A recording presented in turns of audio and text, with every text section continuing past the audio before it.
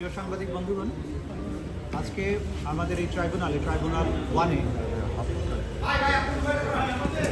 পত্রিকার সম্পাদক এবং মজলুম সম্পাদক যাকে আমরা বলি জনাব মাহমুদুর রহমান সাহেব সাক্ষ্য প্রদান করছেন। তিনি এই মামলার 46তম সাক্ষী। তার সাক্ষ্য গ্রহণ অসমাপ্ত আছে। আজকে অর্ধেকটা সময় ধরে তিনি সাক্ষ্য প্রদান করেছেন। দিনের বাকি সময়টাও সাক্ষ্য প্রদান তিনি করবেন এবং এরপরে তার জেরা অনুষ্ঠিত হবে। মাহমুদুর রহমান সাহেব বাংলাদেশে বিগত সরকারের যে ফ্যাসিস্ট সরকার ছিল সেই সরকারের উত্থান, সেই সরকার কিভাবে বাংলাদেশের বিরোধী দল বিরোধী মতকে দমন করতেন, কিভাবে বাংলাদেশের একটা গণতান্ত্রিক পদ্ধতির সরকারটাকে পরিবর্তিত করে কিভাবে ফ্যাসিজম কায়েম করা হয়েছিল সেই প্রসঙ্গে তিনি সাক্ষী ইতিমধ্যে দিয়েছেন। তিনি আরও সাক্ষ্য দিয়েছেন যে এই আন্তর্জাতিক অপরাধ ট্রাইব্যুনালকে সেই সময়ের সরকার কিভাবে তাদের স্বৈর শাসনকে নিরাপত্তা দেওয়ার জন্য, স্বৈর শাসনের হাতকে শক্তিশালী করার জন্য ব্যবহার করা হয়েছিল, কিভাবে বিচার প্রক্রিয়াটাকে একটা তামাশায় পরিণত করা হয়েছিল, এইসব প্রসঙ্গে তিনি সাক্ষ্য প্রদান করেছেন ইতিমধ্যে এবং বাকি অংশগুলো তিনি আজকে বলবেন। তিনি 46তম সাক্ষী।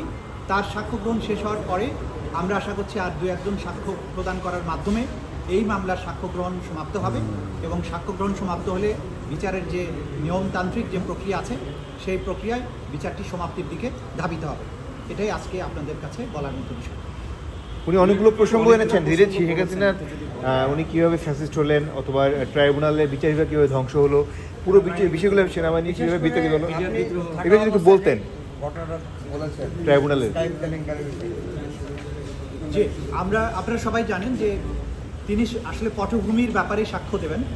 সেই জন্য বিগত সরকার প্রথম থেকে কিভাবে ক্রমান্বয়ে একটা ফ্যাসিস্ট হয়েছে সেই সব বিষয় কিন্তু তিনি বলবেন। আজকে আংশিক বলেছেন এখন পর্যন্ত।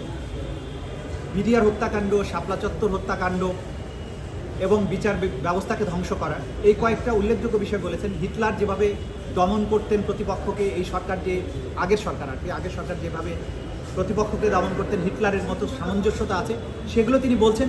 পূর্ণাঙ্গ বক্তব্যের পরে একটা কমপ্লিট পিকচার আপনাদেরকে দেওয়া সম্ভব হবে।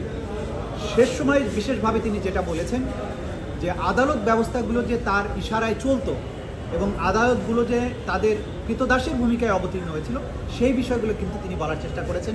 বিগত সময়ে স্কাইপ কেলেঙ্কারির কথা তিনি বলেছেন যে বিদেশ থেকে ডিকটেট করা হতো, পরামর্শ গ্রহণ করা হতো, কীভাবে এখানে রায় প্রদান করা হবে, কীভাবে সাক্ষ্য গ্রহণ করা হবে,